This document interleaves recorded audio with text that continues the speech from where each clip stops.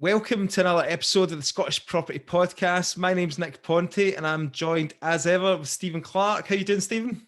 Hi guys, good Nick. Thanks yourself. Good.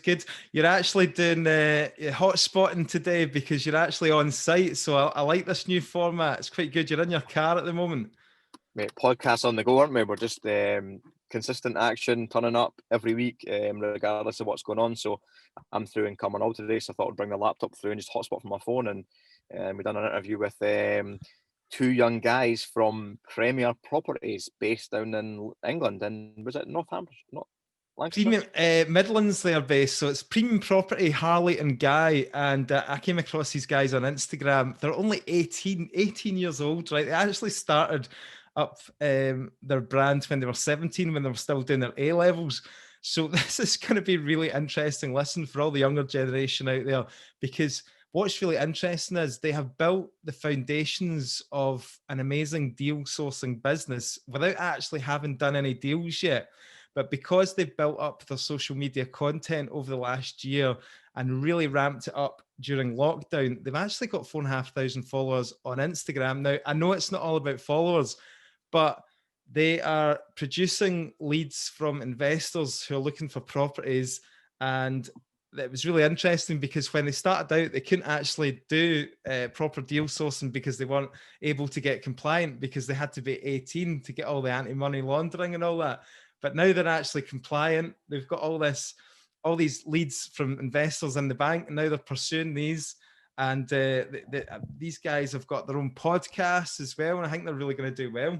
It's good, yeah. They're focused and hungry, and like we were saying, what the hell were you doing at 18? I certainly wasn't building the foundations of a business. We've doubled our age, and we're just getting into it just now. So, massive respect to these guys, and I think it's great to put themselves out there. And we did have an interesting chat as well, and they're not bullshitting. They're not faking it till they make it. They're being genuine. They've been the genuine article. They're putting out there what they're learning and how they're developing and how their journey is going. So they're not hiding from investors at their age and their experience. They're just being themselves, which I think is phenomenal. Yeah, they're working really hard for it, and you can just tell that they've not been handed it. You see a lot of kids coming out there and they're property developers, but really that they're just getting the money handed to them from their parents or whatever. But these guys are really working hard at it, and hats off and respect, because I see the effort that they're putting into their social media posts and all that to attract like-minded people and investors. Without further ado, we'll just cut to the interview, and I hope you guys enjoy it. Okay, really excited today to be joined by Harley and Guy from Premium Property. Welcome to the Scottish Property Podcast, guys. Hi guys, thanks for having us on. Really appreciate it and really looking forward to it.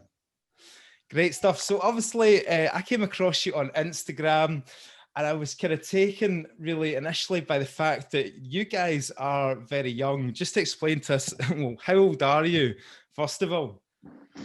Yeah, so we're both we turned 18 in the summer. So yeah, we're both 18.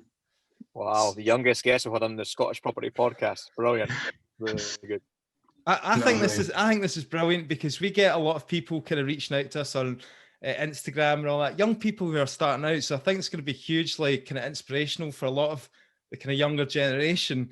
What I found fascinating about you guys is, because I've followed a lot of your Instagram posts and your YouTube video that you just released as well, explain a little bit about your backstory, which we'll talk about, but you haven't actually done any property deals yet as such, have you? No, yeah. So we sort of got started in September last year, and we were doing our A-levels at that point. So we'd just gone into our second year of A-levels. And that's really when we just got into property, essentially, and we were learning everything about it and all the different strategies out there. So from sort of September until the start of lockdown, we just sort of, all the spare time we had, we were just pretty much learning as much as we could about property and learning sort of what route we wanted to go down, and just having various discussions about that, obviously. And I can't even remember when it was, but we eventually decided we wanted to go down the deal packaging route. And obviously when lockdown hit in March, we were originally planning to sort of set everything up and prepare, basically get all the business set up correctly once we'd done our A-levels and we had more time. So obviously when lockdown came, that gave us the time earlier on. So it gave us the time to actually set all the business up. So we started doing it all. And then we realised when we were going to get compliant that you had to be 18 for a lot of the stuff. So we hadn't turned 18 yet. So it delayed it a bit, but then we were just sort of getting the business ready in other ways, essentially, and coming up with a proper business plan and splitting our roles and doing all of that stuff. And then we did the compliance once we turned 18. But yeah, we've only really been sort of looking for deals since June, I'd say. So yeah, that's sort of a brief background, I guess, and sort of how did you guys meet, and what kind of drove you to go into property? Do you want to go, Guy? Yeah, sure. Yeah. So me and Harley, we were friends throughout the whole of school, really, but it was really A-levels when we actually met, and then we kind of had this passion for business, and we kind of think it's because we got put in the same business class. And yeah, that basically started off really. We both basically just had an interest of wanting to set up our business for ourselves. And then I stumbled across property, and then I think I mentioned it to Harley, and then we both just seemed really, really interested in it. And then we went on a few courses, which was really good. And then we just learned a lot, and it was just something we almost just fell in love with, because with property, it's almost the scalability of it. You can do really small in it, or you can just go really, really big with it. So that really, really appealed it to us. And then yeah, we've just been trying to grow ever since. Guy, just a little bit about your background and yourself and Harley. Like, do any of your families or anything have any connections with property developing or investing or anything like that? Or is this just something new to you guys? Like, where did you take the inspiration from?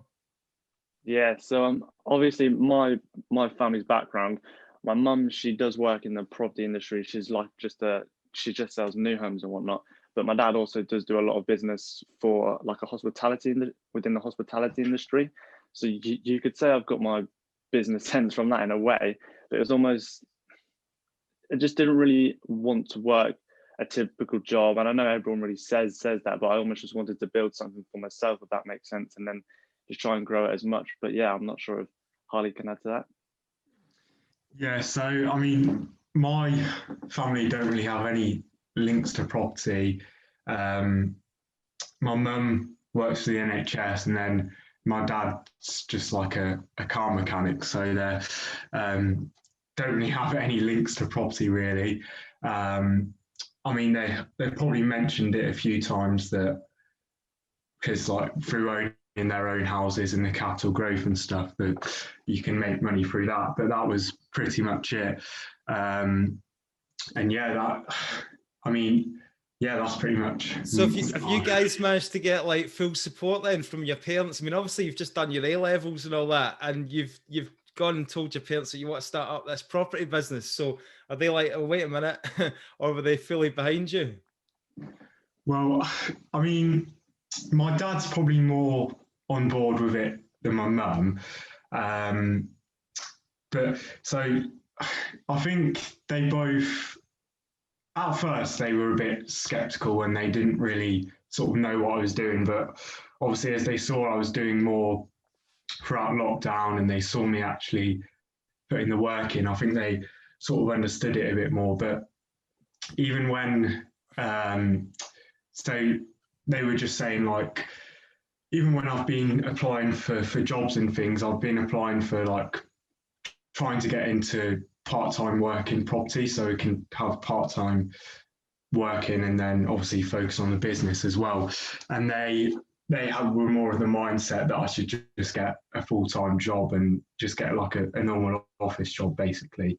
So it was a bit difficult trying to explain to them about that, but I think they are sort of coming around to it a bit more now, and they understand that I am passionate about it, and I've never really wanted to go to uni or anything. So I think they always knew that I wasn't going to follow like the standard path. And yeah, I think they're starting to understand it a bit more now, which is good. So the good guys, it's good to have that support with you as well, and I'd probably echo the same thing. Myself and Nick being in our kind of 30s, Nick 40, but don't follow the trap and get sucked into the kind of full-time job. And if you're passionate about it now, then that's the best time to do it, I suppose. So what areas are you investing in, looking into, and how are you kind of going about this sourcing, starting the property sourcing business then? Yeah, so the areas we started looking in towards was surrounding the East Midlands. So we were looking at Northampton and Leicester this year, but it was kind of the past month or so that we decided to just really hone down on Northampton, because sourcing, we feel like you have to really pick a specific niche and just try and master it. So once we specifically picked Northampton, we worked on our marketing, whether that's direct to vendor letters or online marketing. We rang all the agents, just trying to build up good relationships. So yeah, Northampton is where we're currently based now, and then we get investors all over from our social media, which has been really, really good. We just jump on calls with them, they explain what they're looking for, and then essentially we just we'll just go out and try and find it for them. It won't always be successful, but they always know that with the current market that we're in, they're not really looking for anything to turn around as quickly as possible, but they do know that as soon as we've found something, we're both ready to go, if that makes sense. So is one of you guys responsible for the kind of sourcing the deal side, and one of you guys responsible for the investor relationship? How does the kind of business responsibilities break down?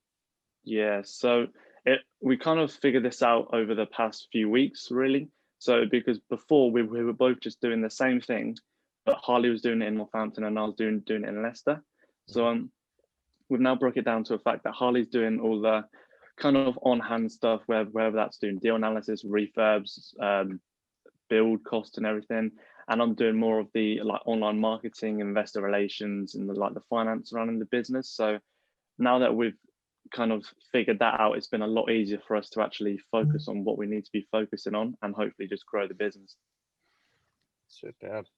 And the investors, how are you finding them? How are you finding any barriers when they look at your age and your kind of experience? Are you finding you're coming across obstacles, or are you finding these aren't an issue? Yeah, so I think because of most of our investors have come, well, I think pretty much all of our investors have come from social media.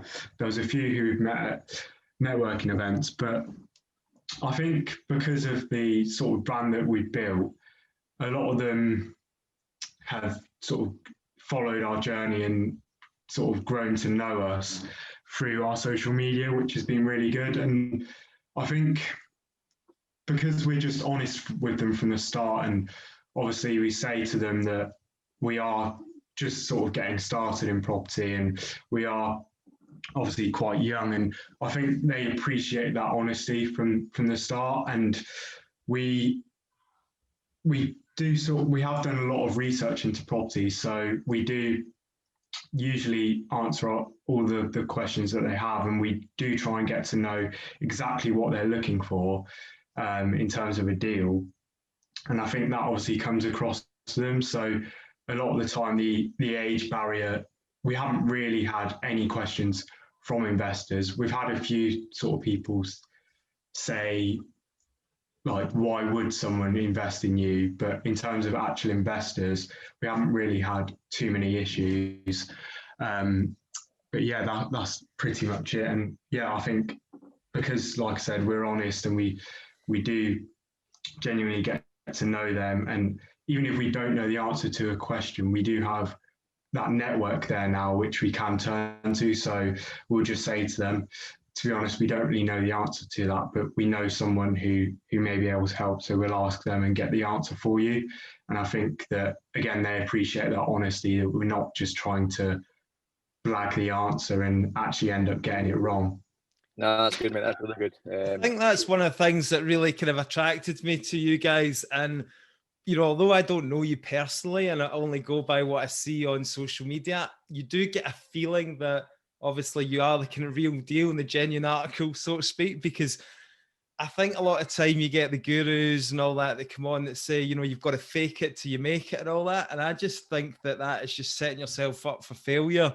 I don't know about yourselves, but you know, what would you advise people who are starting out how to kind of start building themselves up? What would you say the kind of crucial ingredients?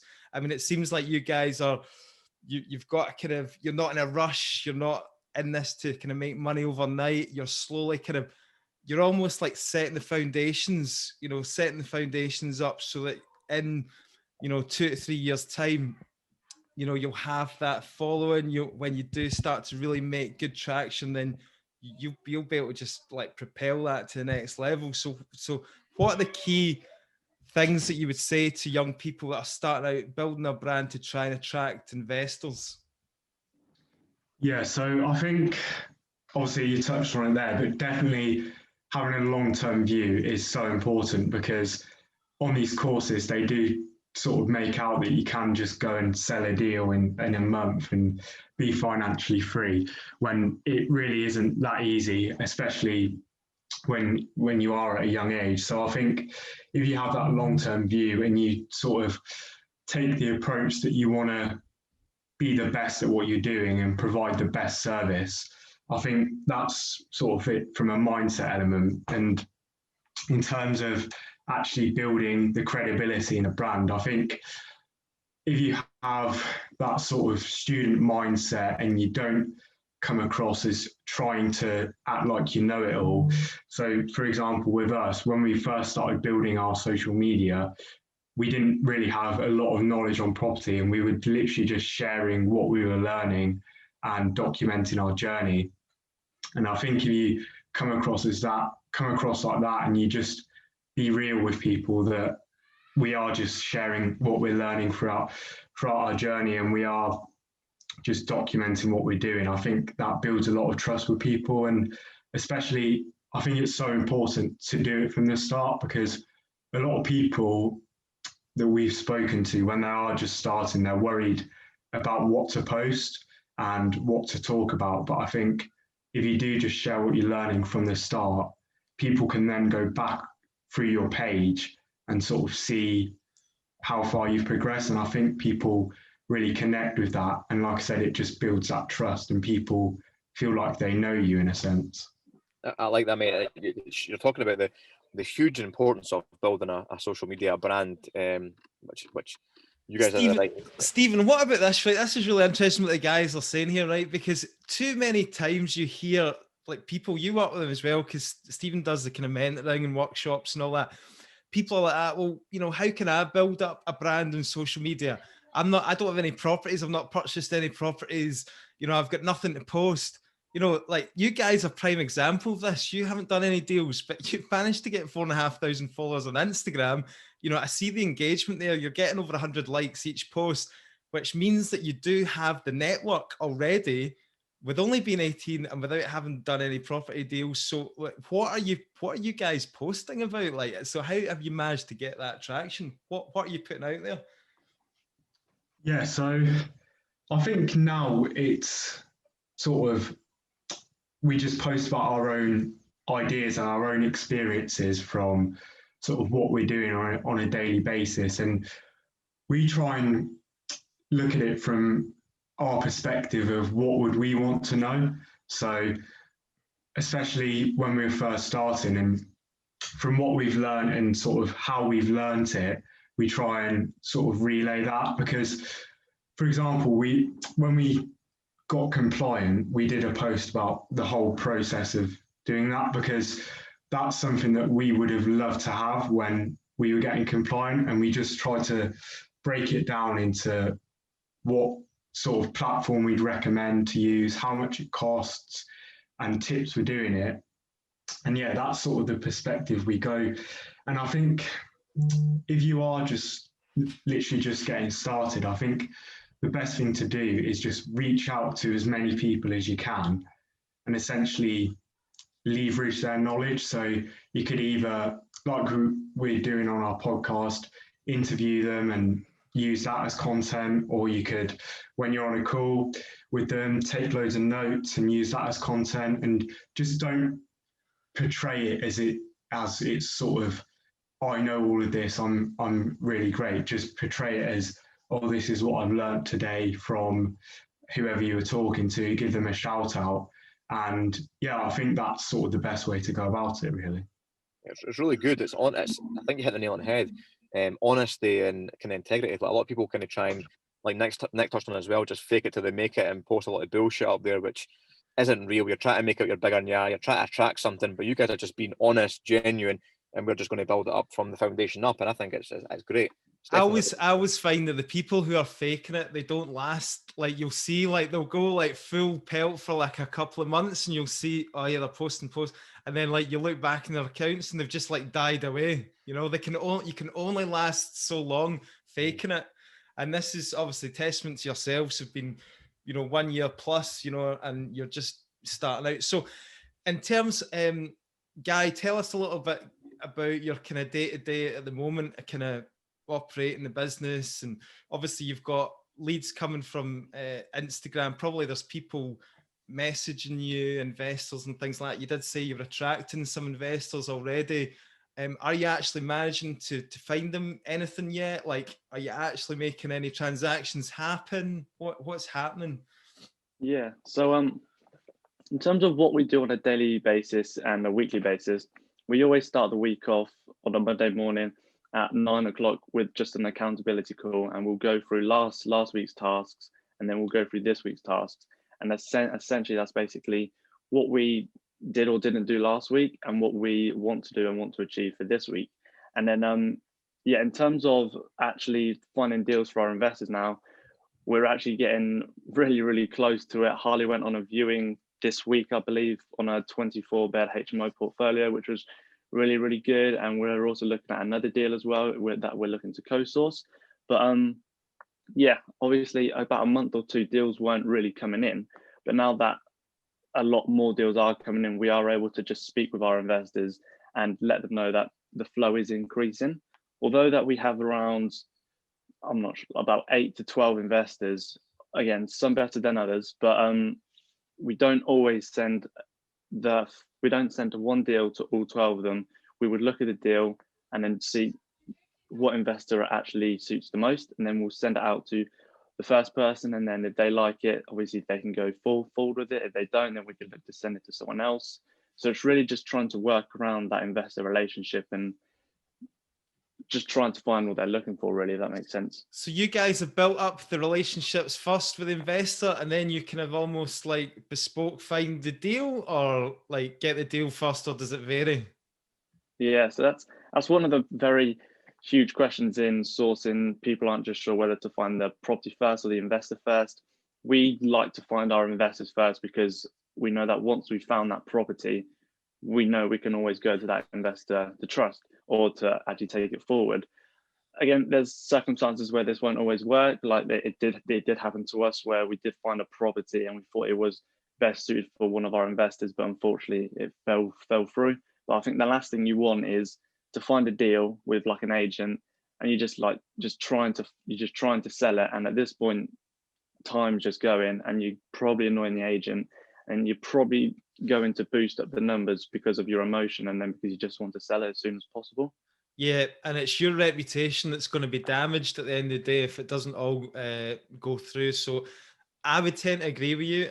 It's the way that I do it as well. Like through kind of like my business, I do kind of source deals and stuff like that. And Stephen does as well. Personally, I've always preferred to know that there's somebody reliable, at the end of the phone or end of the email that's going to actually do what they say they're going to do, rather than leave you with egg on your face after the whole thing collapses, and then the chances you doing another deal with that agent are going to be pretty slim in the future. So I think that's important as well, because too many times you hear, especially from the courses, that, just get the deal, once you get the deal, the money will come. I think that's dangerous, personally. Yeah, definitely. And I think that's why it's so important to vet your investors as well, because you could have all these investors that you think are going to buy these deals, but if you haven't vetted them, you don't actually know whether they're serious and whether they do actually have the money that they say they've got to invest. And I think that we found on a lot of sort of platforms, there's a lot of time wasters, and especially when you've got a mailing list, you get a lot of people just signing up to that, and they're not actually that serious about investing. So if you just vet your investors straight away, obviously you don't just It's want great that to. you've discovered this so early on as well, mate. I made that mistake, thinking everyone was serious and would take your deals, but you realise there's a lot of time wasters out there. And so did you fine tune your process to qualify your investors? And can you kind of tell the listeners a little bit about that then on that process? Yeah, so obviously before we were compliant, it was quite hard to vet our investors because we weren't able to do it. So we were still building relationships with investors, but as soon as we became compliant, Guy just sent them all an email saying we're now compliant, and obviously we want to make sure that you're serious, so we'll need to vet you.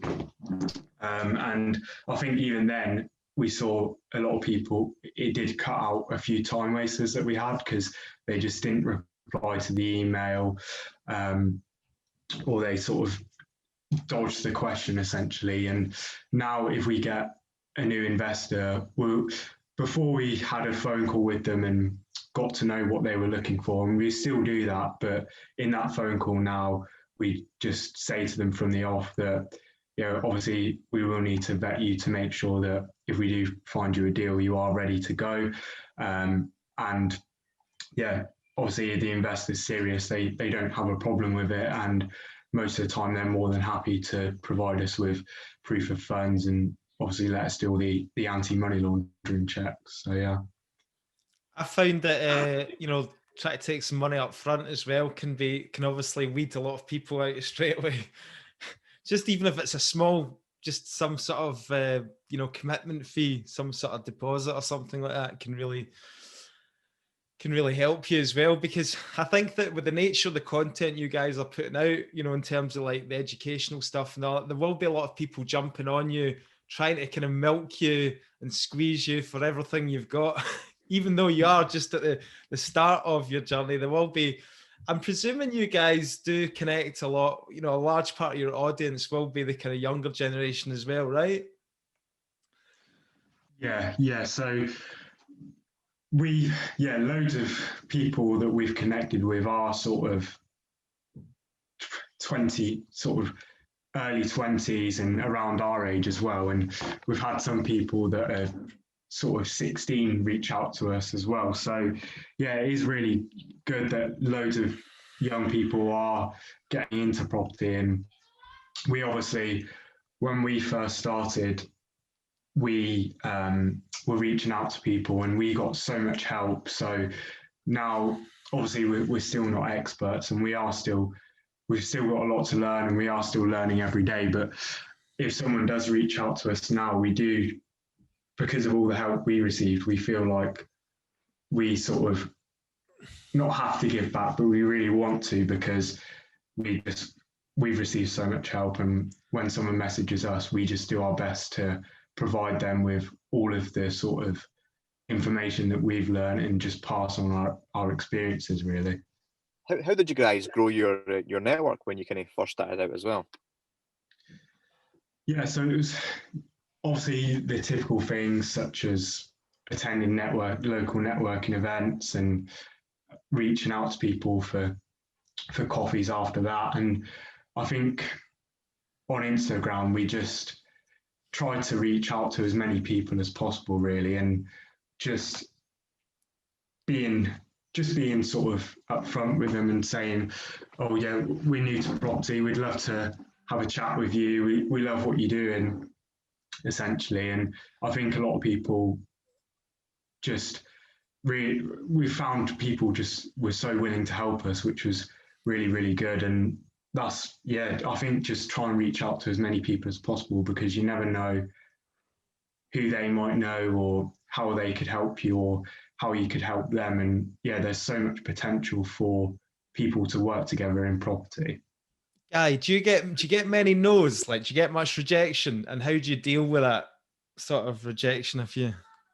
Yeah, so in terms of like genuine rejection from investors, that doesn't come up too much because, especially in lockdown, what we found is if we was to go to a networking event, the first thing they would see is our age. Whereas if we was to jump on a call with them, they're not really too familiar with our age. Obviously, they can see it through our social media, so we're Hmm. almost relying on our knowledge to almost win them across. If that makes sense. So Yeah. if we didn't know what we were talking about, obviously they would go away. But in terms of other rejections, we do have a few people who just tend to doubt us, and but maybe that's just because they're not really sure what we do.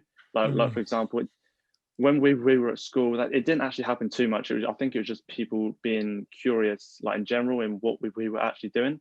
So in terms of rejection, I say the only rejection we get is from agents, and that's a very big topic because there's some agents who instantly, so sorry, when we first started, we used to tell agents that we were sourcing for investors, and that's probably the one thing you should never say to agents because they almost just put the phone down and it's awful. But when you try and work around that, then you can really build up a good relationship with some agents.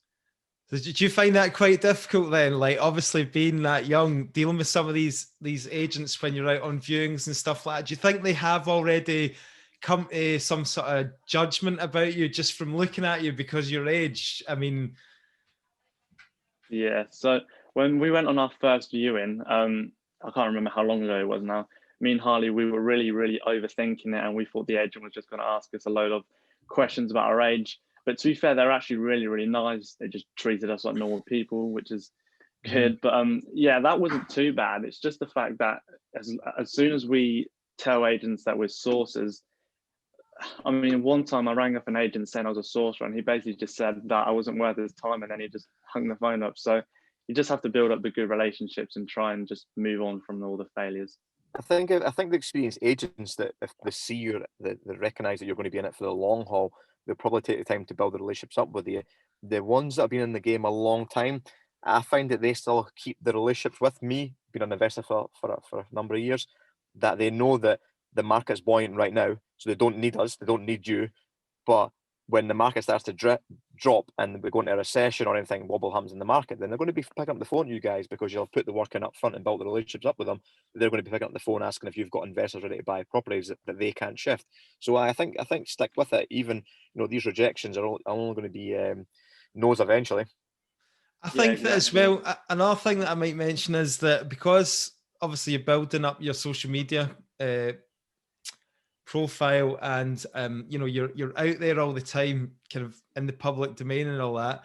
I think especially kind of LinkedIn's quite good for this. You start to get kind of recognized by agents and stuff like that. So like a lot of times I'll be out doing viewings and stuff, and people will kind of treat you a lot more seriously because you've been on camera and you've done the videos. And this is why I think the videos are so good for it, because it provides you kind of credibility, if you like. If you're out there and you're putting your face on the camera and you're talking about property and you're in front, like a lot of times I'll go out and I'll be out in the street and I'll basically be like, this is a really good buy to let deal here. Because I'm standing there right in front of the property and I've got nothing to hide, then people take you a lot more seriously. So I think what you're doing there is brilliant as well. Yeah, definitely. I think it is like when we first started recording ourselves, we were both quite shy, and we you don't actually realize it, but even just being on camera has improved our confidence so much more. And like we say it all the time that from when we both did our first videos and on Instagram, and then if you compare it to now, the difference is crazy, and we're so much more sort of engaging on the camera, and we're Yeah. so much more confident. And yeah, I think people do see it does come across, and they do see that you are sort of confident and you do know what you're talking about. So yeah, I think it is. If you can get on camera, then I think that's really important. Yeah.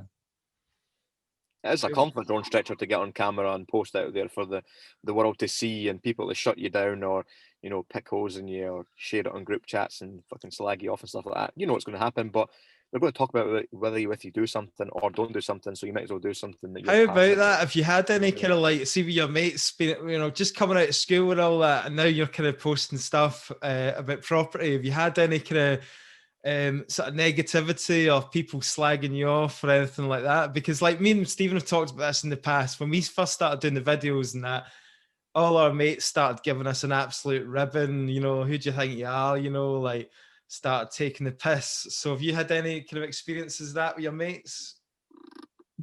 We haven't had a lot, to be fair.